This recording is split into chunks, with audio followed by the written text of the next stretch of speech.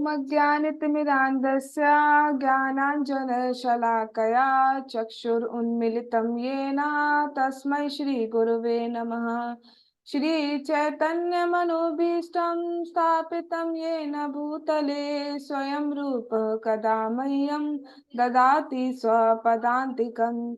वन्देऽहं श्रीगुरु श्रीयुतपदकमलं श्रीगुरुन् वैष्णवांश्च श्रीरूपं साग्रजातं सहगण रघुनाथान्वितं तं सजीवं सावधैतं सावधूतं परिजनसहितं कृष्ण चैतन्यदेवं श्रीराधा कृष्णपादान् सहगण ललिता श्रीविशाखान्वितांश्च।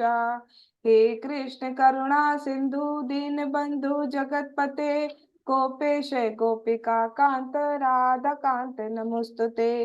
तप्त कांचन गौरांगी राधे वृंदावनेश्वरी वृषभानुसुते देवी प्रणमामि हरिप्रिये। वाञ्छाकल्पतरुभ्यश्च कृपा सिन्धुभ्येव च पतितानां पावनेभ्यो वैष्णवेभ्यो नमो नमः। जय श्री कृष्ण चैतन्य प्रभु नित्यानंद श्री अद्वैत गदाधरा श्रीवासादि गौर भक्तवृंद। हरे कृष्ण कृष्ण कृष्ण हरे हरे, हरे राम राम राम हरे हरे। नमो विष्णुपादाय कृष्णप्रेष्ठाय भूतले श्रीमते भक्ति वेदांत स्वामिने इति नामिने। नमस्ते सारस्वते देवे गौरवाणी प्रचारिणे निर्विशेष शून्यवादी पाश्चात्य देशतारिणे। थैंक यू माता, thank you so much.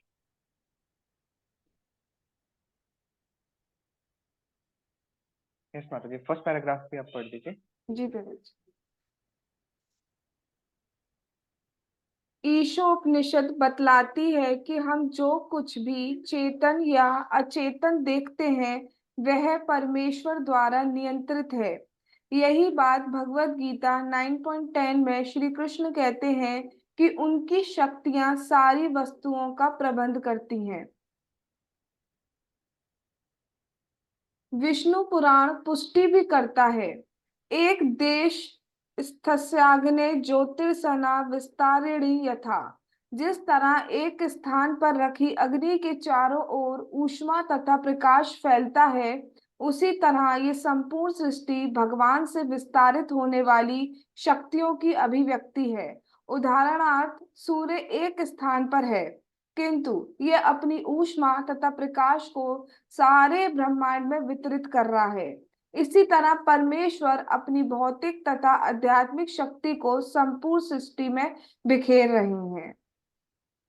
Thank you माता जी, थैंक यू सो मच। तो यहाँ पर पहले पैराग्राफ की पहली लाइन में ही यहाँ पर बताया जा रहा है कि कुछ भी चेतन जो भी मूवेबल है, जिसके अंदर कुछ चेतना है, या अचेतन जो जड़ वस्तु भी है, उसके अंदर परमात्मा निवास करते हैं और उसे नियंत्रित करते हैं। तो यहाँ पर प्रहलाद महाराज का बहुत अच्छा एग्जाम्पल हम देख सकते हैं कि जब नरसिंह भगवान प्रकट हुए थे, उसकी जो पूरी लीला आती है उसमें हम ये चीज देख सकते हैं कि हर चीज प्रहलाद महाराज का पूरा विश्वास था कि हर एक जड़ या चेतन जैसी भी चीज है ना, वो भगवान द्वारा नियंत्रित है, भगवान है उसमें। तभी आप देखें अगर तो उस टाइम पे नरसिंह देव भगवान कहाँ से प्रकट हुए थे, ये बताइए सबसे पहले। संजू यादव माता जी बताएंगे। खंबे में से प्रभु जी। खंबे में से प्रकट हुए। तो खंबे कैसी चीज होती है माता जी, जड़ होती है या चेतन होता है? जड़ होती है प्रभु जी। जड़ होती है, बिल्कुल सही माता जी, थैंक यू सो मच। तो यहाँ पर अचेतन या फिर जड़ कह सकते हैं, वहां भगवान प्रकट हुए थे वहीं से। तो प्रहलाद महाराज का पूरा विश्वास था कि इस ब्रह्मांड के कण कण में भगवान प्रेजेंट हैं, और वो सिद्ध भी हो गया था। आप खुद देख सकते हैं, नरसिंह देव भगवान एक खंबे में से प्रकट हुए थे, ठीक है। और यह बात आगे भगवत गीता में भी बताई जाती है कि उनकी शक्तियां सारी वस्तुओं का प्रबंध करती हैं। वो डायरेक्ट ना करें, बट उन्होंने ड्यूटीज असाइन कर रखी हैं कि आगे आप ये सारा आप देखोगे, सारी वस्तुओं का प्रबंध उनकी ही शक्तियां करती हैं। विष्णु पुराण ये भी पुष्टि भी करता है। एक देश स्थित्य याग्ने ज्योत्स्ना विस्तारिणी यथा। जिस तरह एक स्थान पर रखी गई अग्नि के चारों ओर ऊष्मा तथा प्रकाश फैलता है। आप खुद से देखिए कि कहीं भी हम बोन फायर या कुछ भी होता है तो उसके आसपास में हीटेड एनवायरनमेंट रहता है और उसकी रोशनी भी हर जगह फैल रही होती है जितना थोड़ी रेंज तक। यस, तो चारों ओर वो अग्नि और ऊष्मा, हीट, दोनों चीजें वो फैलती हैं। इसी तरीके से भगवान का भी है। तो विस्तारित होने वाली शक्तियों की अभिव्यक्ति है। भगवान ऐसे ही अपनी शक्तियों का विस्तार करते हैं और हर जगह पर पहुंच जाते हैं। यहाँ पर सूर्य का भी एक एग्जाम्पल दिया गया है, किंतु क्या करता है, एक स्थान पर होता है सूर्य, बट पूरे ब्रह्मांड में अपनी ऊष्मा तथा प्रकाश को वितरित कर रहा होता है, फैला रहा होता है। इसी तरह परमेश्वर भी क्या है, वो भी एक स्थान पर है, पर अपनी शक्तियों के थ्रू वो हर जगह पे पहुंच जाते हैं। तो यहाँ पर एक एग्जाम्पल आता है सूर्य का, कि एक बार एक पर्सन कह रहा होता है, फोन करता है, प्रभु जी मुझे तो सूर्य नहीं दिखाई दे रहा, आप कह रहे हो कि सूर्य के प्रकाश हो रहा है हर जगह, मुझे तो नहीं दिखाई दे रहा। वो कहते हैं अच्छा ऐसा कैसे होगा, आप हैं तो इंडिया में ही, ऐसा भी नहीं है कि वहां पे अभी नहीं दिखाई दे रहा होगा। सूर्य एक्चुअली हर टाइम अवेलेबल होता है, बट वो दिखता नहीं है हमें। और आप एक ही प्लेस पर बैठ के दो लोग कह रहे हैं कि मुझे दिखाई दे रहा है, सूर्य का प्रकाश भी मिल रहा है, सूर्य दिखाई भी दे रहा है, और दूसरा पर्सन कहता है मुझे तो नहीं दिखाई दे रहा। ऐसा क्यों है भाई? तो फिर फोन पे बात चल रही होती है उनकी, वो कहते हैं कि आप कहाँ पर हो?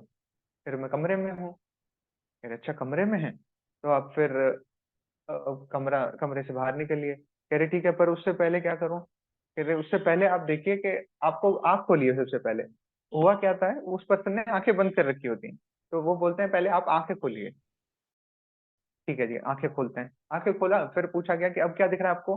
वो कह रहे हैं जी कंबल। अच्छा जी, कंबल दिखाई दे रहा है, फिर आप फिर से अब उस कंबल को हटाइए। अब भी नहीं दिखाई दे रहा, अब आप कहाँ पे हैं? कह रहे रूम के अंदर हूँ। तो रूम के अंदर क्या है, पर्दा लगा हुआ है, खिड़कियां हैं। ठीक है, आप रूम से वहां पे खड़े होइए, पर्दा हटाइए, खिड़कियां खोलिए। तो ये सब सारी सीक्वेंसेस जो चीजें करी जाती हैं, उसके बाद उनको सूर्य का प्रकाश दिखाई देता है। तो एक्चुअली भगवान भी इसी तरीके से हैं कि सूर्य के समान, जो सूर्य अपनी किरणों को, अपनी हीट को हर जगह पे फैला रहा होता है, इसी तरीके से भगवान भी हर जगह पर हैं। बस होता क्या है, हम आवरण लगा के रखते हैं। आवरण किस फॉर्म में हो सकता है? चश्मा लगा लिया जी, चश्मा लगा लिया, फिर कंबल ओढ़ लिया ऊपर से, फिर आंखें भी बंद कर ली, कमरे के अंदर जाके दुबक गए। इस तरीके से अगर हम भगवान को भी देखना चाहें, बट बहुत सारे आवरण अगर हम लगा के रखें, बहुत सारे लेयर्स अगर हम लगा के रखेंगे, तो भगवान नहीं दिखेंगे हमें। तो वो सारी अज्ञानता का अंधकार जो है वो हमें दूर करना होता है, और वो कौन कर सकता है? श्री गुरु कर सकते हैं। ओम अज्ञानतिमिरान्धस्य ज्ञानांजनाशलाकया चक्षुरुन्मीलितम् येन तस्मै श्री गुरुवे नमः। तो जो अपने गुरु की महिमा का गान करते हैं, तो उसमें भी यही लाइन आती है कि मेरे जो अज्ञानता का अंधकार है उसे गुरु ही दूर करेंगे। इस तरीके से वो ज्ञान की शलाका जलाएंगे, फिर वो अज्ञानता का अंधकार जो है वो हट जाएगा। ठीक है, आगे बढ़ते हैं। शोभा माता जी, आप रीड कीजिए प्लीज।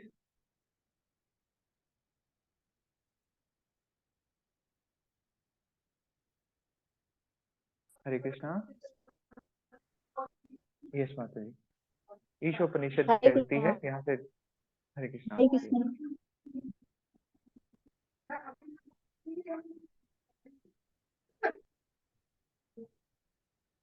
यस माता जी, ईशोपनिषद कहती है।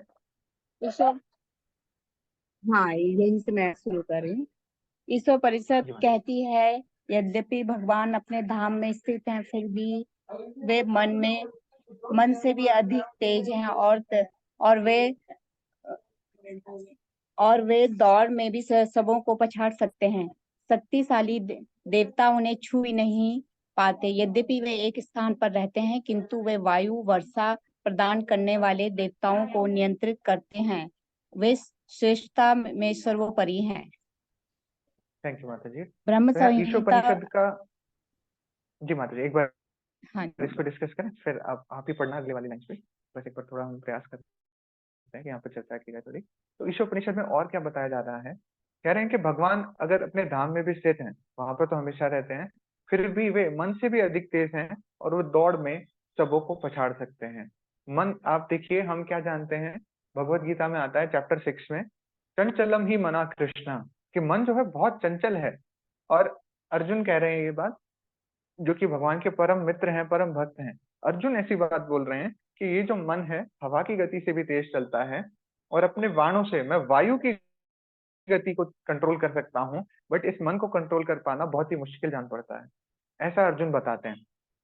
ठीक है, तो यहाँ पर भी ईशोपनिषद में क्या बताया जा रहा है कि जो मन की गति है ना, उससे भी तेज कौन है? भगवान है।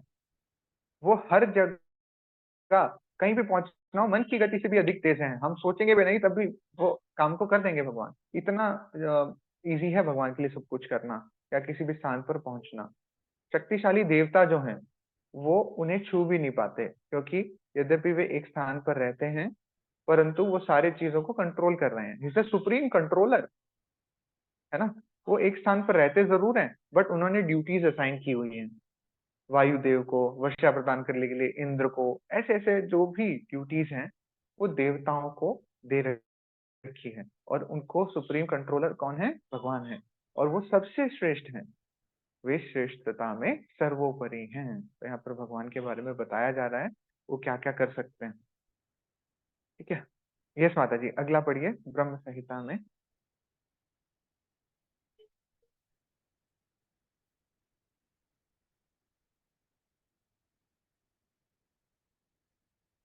शोभा माता जी। कुछ इस प्रकार कहा गया है, गोलोक एवं निवस स्थित्वात् भूतः। यद्यपि कृष्ण गोलोक वृंदावन में रहते हैं, किंतु उसी के साथ सभी जीवों के हृदय में भी रहते हैं। थैंक यू माता जी। तो यहाँ पर ब्रह्म संहिता में भी आता है, गोलोक एव निवसत्य किल आत्मभूतः। ये गोलोक में रहते तो जरूर है वो, बट इतना एक्सपेंशन करते हैं कि सभी जीवों के हृदय में भी वो रहते हैं। ठीक है, कहते हैं ना आत्मा और परमात्मा, तो वो हमारे हृदय में परमात्मा भी है और हमारी आत्मा भी है। तो यहाँ तक वो इतना एक्सपेंशन करते हैं। कितने जीव होते हैं? 84 लाख तो योनियां बताई गई हैं। अब हर एक योनि में कितने कितने लोग होंगे या कितनी आत्माएं होंगी हर एक योनि में, वो सभी के जीवों के हृदय में रहते हैं।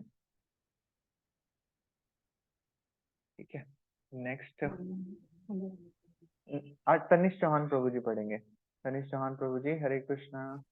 स्वागत हरे है कृष्ण आपका। प्रभु जी। हरे कृष्णा। गोकुल में कृष्ण को कुछ भी करना नहीं पड़ता।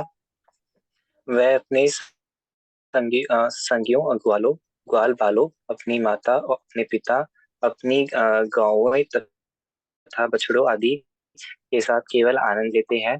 वह पूर्ण तथा स्वतंत्र है, और उनके संगी जन तो उससे भी अधिक स्वतंत्र है, क्योंकि जब भी उन पर कोई संकट आता है, उनकी रक्षा की चिंता कृष्ण करते हैं। किंतु उनकी संगों को कुछ चिंता नहीं करनी नहीं रहती। ये तो सेकंड ये तो सही सोचते हैं। आओ, कृष्ण तो है ही हमारे रक्षा करने के लिए, रक्षा करेंगे। थैंक यू प्रभु जी, थैंक यू सो मच। तो यहाँ पर एक्सपेंशन की ही बात हो जा रही है।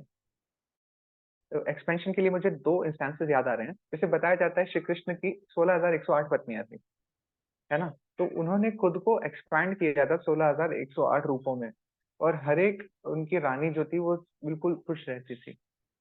आप ये एक्चुअली भगवान होने का भी एक प्रूफ है कि वो कुछ भी कर सकते हैं। आज के टाइम पे देखिए, जो एक व्यक्ति है अगर वो एक पत्नी का भार अगर अच्छे से उठा ले, उनको खुश रखे। हरे कृष्णा। तो मैं बता रहा था कि अगर कलयुग में या हम जैसे जीवों की बात करें, तो अगर एक पत्नी का भार भी कोई उठा लेता है, अच्छे से उनकी शॉपिंग कराना, है ना, उनकी जरूरतों का ध्यान रखना, उन्हें क्या पसंद है उस चीज का ध्यान रखना, ये जो भी ड्यूटीज हैं, ये सारी चीजें अगर कोई व्यक्ति कर सकता है तो बहुत अच्छी बात होती है। अब आप श्री कृष्ण का देखिए, 16,108 पत्नियां थी, हर एक को अलग अलग महल उन्होंने प्रोवाइड कराया, और फिर हर एक की जरूरतों का ध्यान रखा और सबको खुश रखा। यही एक भगवान होने का बहुत बड़ा प्रूफ है। कि इतने सारी पत्नियों को उन्होंने एक साथ खुश रखा और सबको अपना पर्सनल एसोसिएशन प्रदान करते थे। और यहाँ पर एक इंस्टेंस दूसरा मुझे जब याद आ रहा है ब्रह्म विमोचन लीला का। ब्रह्मा जी को छोटे से बालक रूप में कृष्ण को देखकर ऐसा हो गया था, अरे ये भगवान थोड़ी हो सकते हैं। भगवान तो अपने बड़े-बड़े महलों में रहते हैं, आलीशान एकदम। पर यहाँ पर देखो वो मिट्टी में खेल रहे हैं, छोटे से बच्चे हैं, ग्वालों के संग खेल रहे हैं, गैया के साथ खेल रहे हैं। तो ऐसा कोई भगवान थोड़ी होता है। तो उन्होंने क्या किया था, भगवान श्री कृष्ण के सारे सखाओं को और ग्वाल वालों को और जो भी वहाँ गैया थी, गैया बछड़ों को उठा करके अपने लोक में ले गए थे। वहां से हाइड कर दिया था। तब भी श्री कृष्ण ने अपना एक्सपेंशन किया था और जितने भी ग्वाल बाल उनके वहां से लापता हुए थे, उनके फॉर्म में वो एक्सपैंड हो गए थे।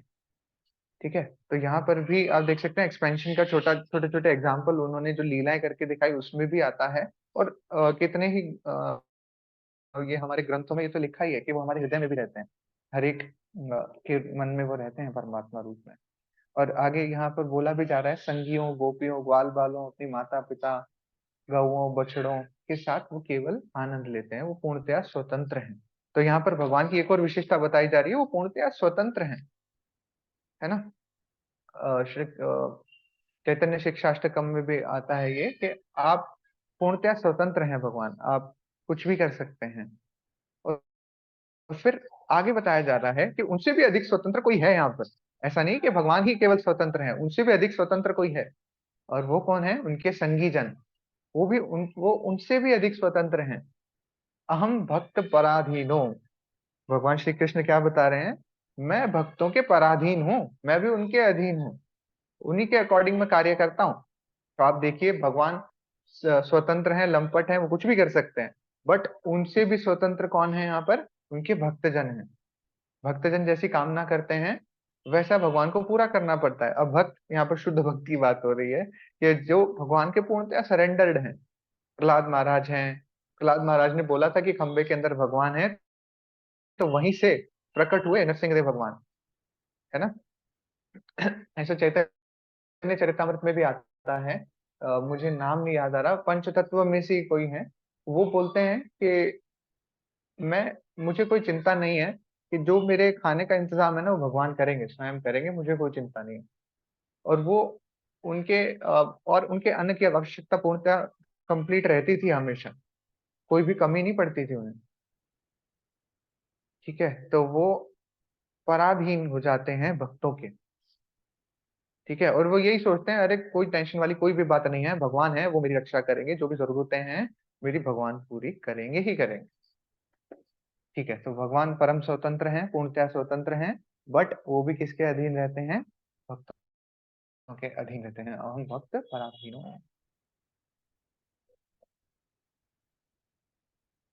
हाँ जी। अब बुक कौन रीड करना चाहेगा?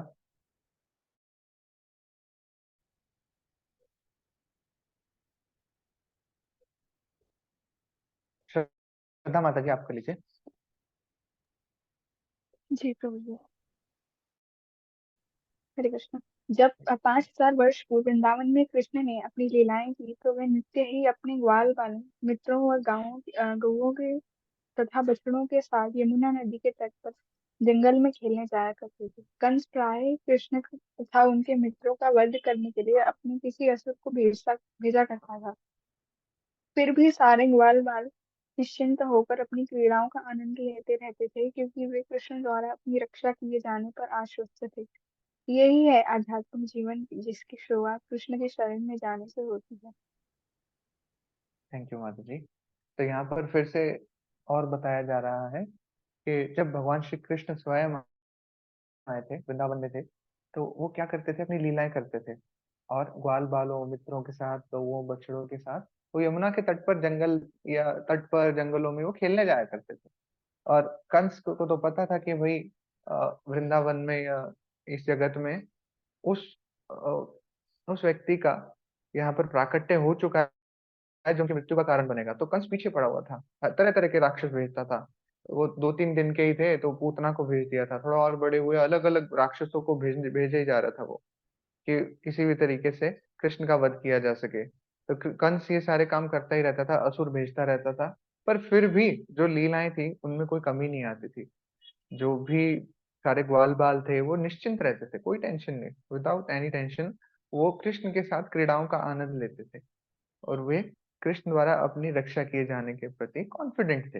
हाँ जी, आई एम कॉन्फिडेंट, आराम से रहेंगे, कोई टेंशन नहीं है, जब भगवान है तो किस चीज की टेंशन है ना। तो ये एक्चुअली हमारी आध्यात्मिक जीवन की शुरुआत होती है ना, तो वो कृष्ण की शरण में जाने से होती है।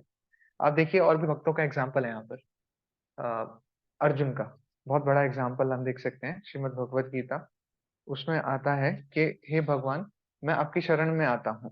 और फिर वो कोई टेंशन नहीं थी। आप खुद से देखिए, दुर्योधन और अर्जुन दोनों गए थे भगवान श्री कृष्ण के पास। दुर्योधन ने जाकर के क्या मांगा? आप हमें सेना दे दीजिए, हे ठाकुर जी आप हमें सेना दे दीजिए। तो एक्चुअली वहां पर भी ये स्टोरी ऐसे जाती है कि उनमें डिस्प्यूट चल रहा होता है। दुर्योधन बोलता है कि मैं पहले आके बैठा था, और अर्जुन बोलता है कि हाँ ठीक है जी, यही पहले आए थे। होता क्या है, भगवान श्री कृष्ण अपने महल में सो रहे होते हैं, तो वहां पर दुर्योधन भी पहुंच जाते हैं उनसे कुछ मदद मांगने के लिए, और अर्जुन भी पहुंचते हैं। पहले दुर्योधन आते हैं, वो सिरहाने जाकर के बैठ जाते हैं जो भगवान श्री कृष्ण के सिरहाने की तरफ, सिरहाने की तरफ जाके बैठ जाते हैं। और फिर अर्जुन आते हैं, भगवान के चरणों की तरफ जाके बैठ जाते हैं। अब होता क्या है, भगवान श्री कृष्ण उठते हैं, और सबसे पहले उठते ही अर्जुन का चेहरा दिखता है, क्योंकि जो चरणों की तरफ है वही उन्हें है ना, ऑब्वियसली पहले चरणों की तरफ जो बैठा है वही दिखाई देंगे, तो वो पहले अर्जुन को देखते हैं। और वो कहते हैं, अरे मित्र आप आए हैं। तो फिर वहां बातचीत होती है कि इतने में दुर्योधन बोलता है कि हे कृष्ण, मैं आया था पहले, ये तो बाद में आया है, तो आप पहले मुझसे बात कीजिए, जो मेरी रिक्वायरमेंट है आप वो पूरी कीजिए। फिर अर्जुन वहां पर एग्री करते हैं कि हाँ यही ज्येष्ठ भ्राता धनी पहले आए थे, तो आप इनसे बात कीजिए। तो वहां पर बात चलती है कि मेरे पास नारायणी सेना है और दूसरा मैं हूँ, तो आप देख लीजिए कौन किसको क्या चूज करना चाहेगा। तो दुर्योधन चूज करते हैं वहां पर नारायणी सेना को, और अर्जुन क्या कहते हैं, हे भगवान जहां आप हैं वहीं पर सारी चीजें उपलब्ध है, कोई भी टेंशन नहीं है अगर हम आपकी साइड पे रहेंगे तो, है ना। तो अर्जुन क्या करते हैं, भगवान श्री कृष्ण को चूज करते हैं, और दुर्योधन नारायणी सेना को चूज करते हैं। तो यही एक्चुअली चॉइस वहां पर दुर्योधन के पास थी, वो किसी को भी मांग सकते थे, बट उन्होंने नारायणी सेना को चुना। तो वो भगवान कृष्ण की शरण में नहीं गए, आध्यात्मिक जीवन उनका बिल्कुल भी शुरू नहीं हो पाया था। और अर्जुन भगवान की शरण में ही गए, उन्होंने भगवान को ही चूज किया। उन्होंने कहा मुझे कोई नारायणी सेना नहीं चाहिए भगवान, अगर आप मेरी साइड पे रहेंगे तो मेरी जीत को कोई भी नकार नहीं सकता, ये पक्का है कि हम जीतेंगे। ठीक है जी। संजू यादव माता जी, आपने रीड कर लिया? नहीं प्रभु जी, नहीं किया। साधना माता जी ने किया है ना, साधना माता जी ने शायद किया है। जी प्रभु जी, मैंने किया है। ठीक है संजू माता जी, आप रीड कर लीजिए, कृष्ण की शरण जाने का अर्थ है। ठीक प्रभु जी।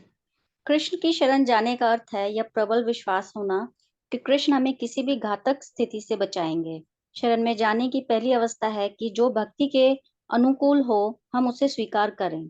तब हमें भक्ति के प्रतिकूल हर वस्तु का तिरस्कार करना चाहिए। अगली अवस्था यह है कि कृष्ण हर एक परिस्थिति में हमारी रक्षा तथा हमारा पालन करेंगे। प्रस्तुत वह हर एक को पहले से ही संरक्षण प्रदान कर रहे हैं और पालन कर रहे हैं। यह तथ्य है, किंतु मायावश हम यह सोचते हैं कि हम स्वयं अपनी रक्षा कर रहे हैं या हम अपना भरण पोषण स्वयं कर रहे हैं। थैंक यू माता जी, थैंक यू सो मच।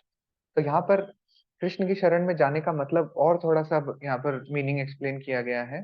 तो हमारे अंदर ये पूरा विश्वास होना चाहिए कि कोई भी परिस्थिति, कैसी भी सिचुएशन क्यों ना आ जाए, कितनी भी मुश्किल से मुश्किल कोई भी सिचुएशन क्यों ना आ जाए, भगवान हमारी रक्षा करेंगे।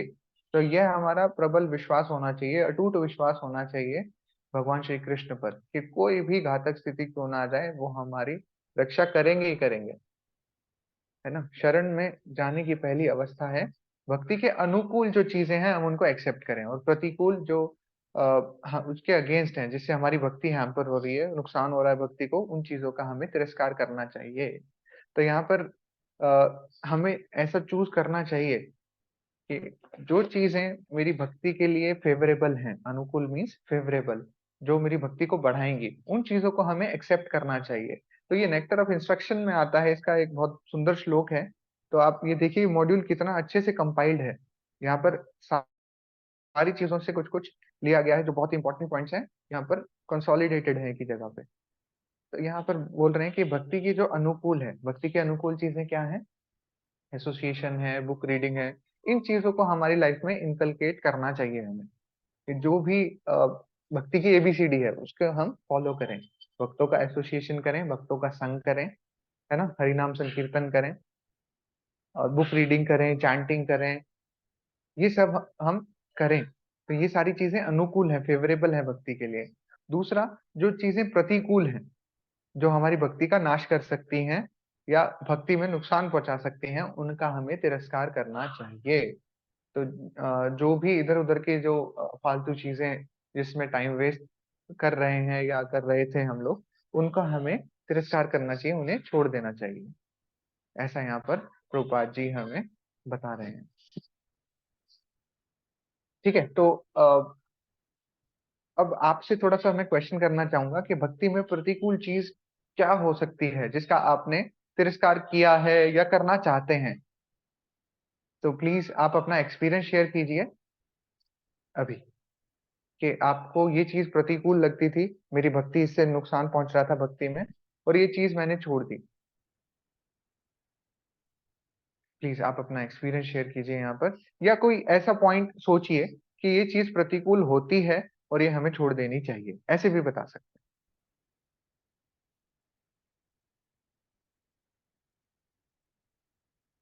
यस, कौन बताना चाहेंगे? श्रद्धा माता जी प्लीज।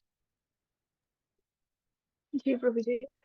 अभी फिलहाल तो मतलब काफी सारी चीजें हैं जो मुझे छोड़नी है और जो मैं छोड़ चुकी हूँ, या मतलब अभी सही यस चल माता जी, रहा है पहले वो बात तो करते हैं जो बताऊंगी। आपने छोड़ दी हैं। कोई तो छोड़ दी हैं, एक दो सबसे एग्जांपल प्लीज। अभी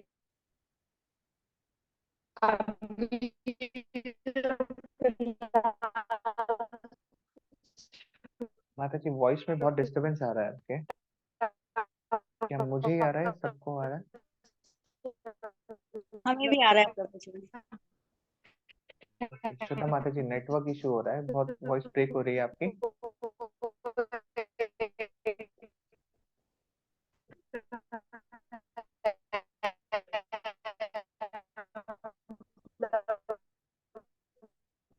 बाहर का खाना। और एक मिनट रुकिए, एक मिनट। जी यस, प्रभु जी अब आ रही। हाँ जी अब आ रही है माता जी। जी अभी फिलहाल जो मैं छोड़ चुकी हूँ उसमें से तो मतलब एक ये है कि बाहर का खाना। मतलब मैं ओके माता अपना जी। बताऊं तो आई एम बहुत बड़ी काइंड ऑफ की फूडी टाइप, मेरे को खाना कुछ पसंद है। तो वो अब प्रसादम से रिप्लेस हो गया। हाँ कभी कभी बाहर की थोड़ी मिठाई विठाई हो जाती है कभी कभी, बट ओके हाँ माता जी। मेजर चीजें जैसे अभी चिप्स हो गया, चॉकलेट्स हो गया। चॉकलेट्स तो ओके ओके। मतलब मुझे खुद नहीं पता कि मैंने कैसे छोड़ी, बट वो मेरे ओह। लिए काफी एक बड़ा लीप था। और उसके बाद हम्म। लहसुन प्याज अभी छुटा हुआ चल रहा है। उसके बाद अभी जो मैं छोड़ना चाहती हूँ वो है फोन का एडिक्शन, फालतू। ओके माता जी। हाँ हाँ हाँ। थैंक यू माता जी, thank you for sharing your experience. तो यहाँ पर माता जी बता रहे हैं कि इन्होंने बाहर का खाना छोड़ा है। तो एक्चुअली भगवान ऐसा है कि जो जो चीज अगर आपका मन होता है तो एक्चुअली हमें करना क्या चाहिए, वो चीज ला करके घर पे पकानी चाहिए, है ना। पिज्जा, पास्ता, ये चीजें हम घर पे भी बना सकते हैं, है ना। तो हमें क्या करना चाहिए, ये चीजें सारा रॉ मटेरियल जो विदाउट अनियन गार्लिक, बहुत सारी चीजें मार्केट में अवेलेबल हैं आज, तो हम वो ला सकते हैं। उन चीजों से हम प्रिपेयर करके शुद्ध एकदम भगवान को भी ऑफर कर सकते हैं, और फिर वो भगवान का प्रसाद हम पा सकते हैं, है ना। कोई और बताना चाहेगा अपने एक्सपीरियंसेस, या कौन सी चीजें प्रतिकूल हो सकती हैं?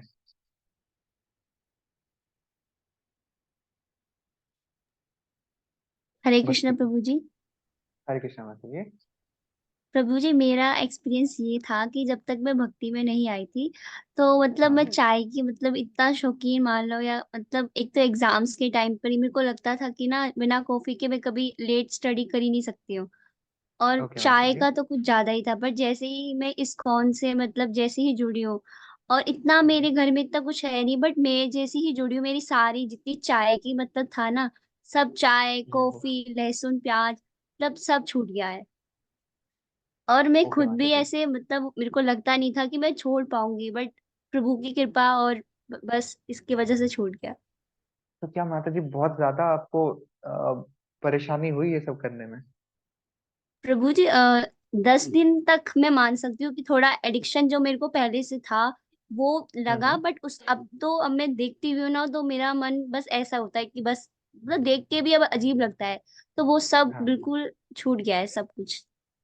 हाँ जी माता जी, तो एक्चुअली ये अपने आप ही हो जाता है। आपके अंदर ये रहेगा ना कि हाँ ये चीज मुझे कृष्ण के लिए छोड़ देनी है, बस ये भाव जब आएगा ना कि मैं कुछ भगवान के लिए कर रही हूँ, तो इसीलिए फिर वो धीरे धीरे अपने आप ही छूट जाएगी।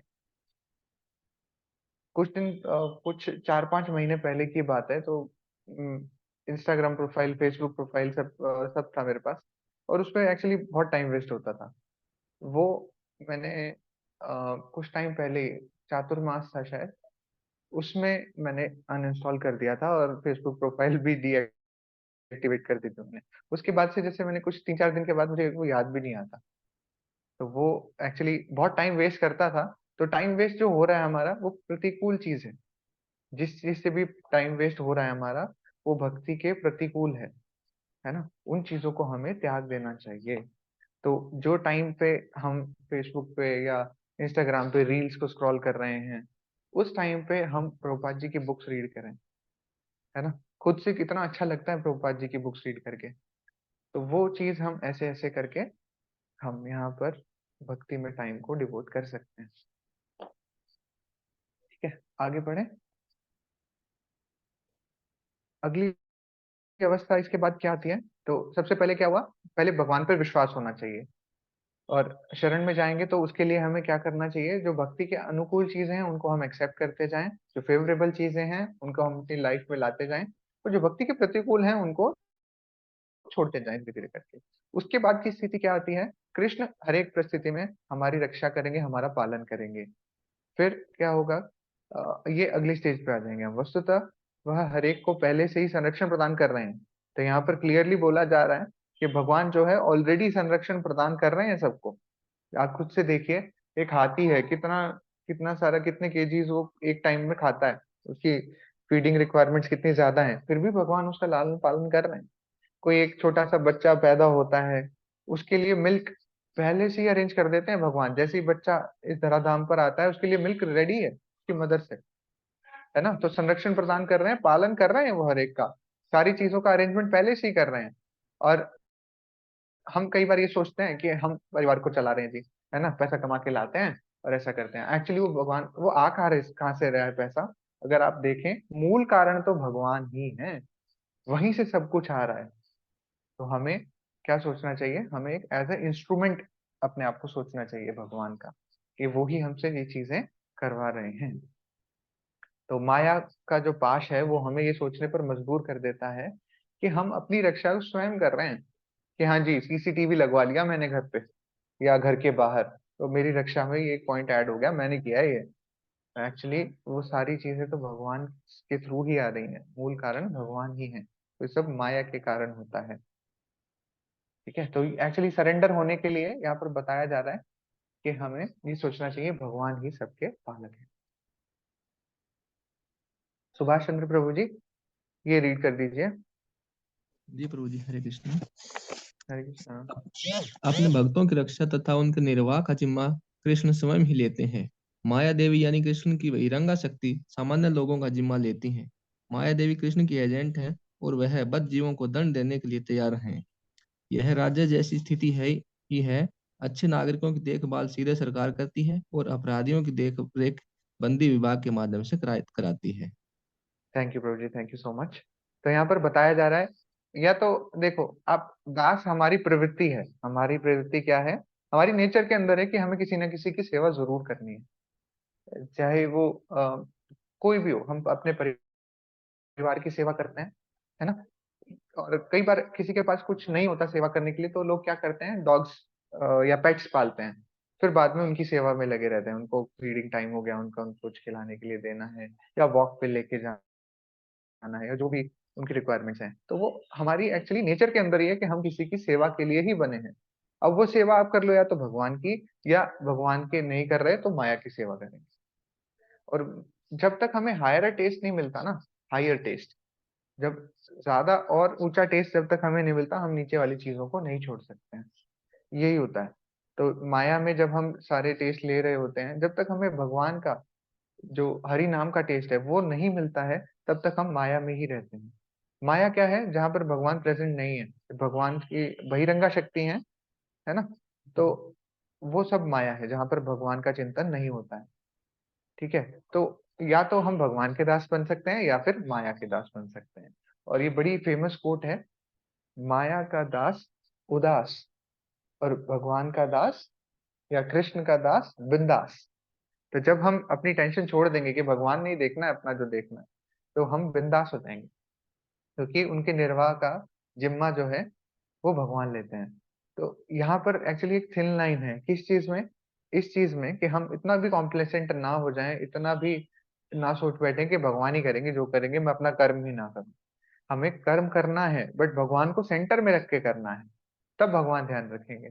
ऐसा नहीं है कि हम अपनी जॉब छोड़ के घर पे बैठ गए, लीजिए भगवान करेंगे जो करेंगे। हम हमारा उतना प्योरिफिकेशन नहीं हुआ है कि एकदम से हम सीधा भगवान के ही पूरा निर्भर हो जाएंगे, बाकी सब अपना कर्म करना छोड़ देंगे, मैं ये कहना चाह रहा हूँ। तो हमें क्या करना होता है? अपना कर्म भी करना होता है, बट भगवान को सेंटर में रख के करना होता है। हर एक चीज को भगवान से जोड़कर तब हमें उस चीज को करना होता है।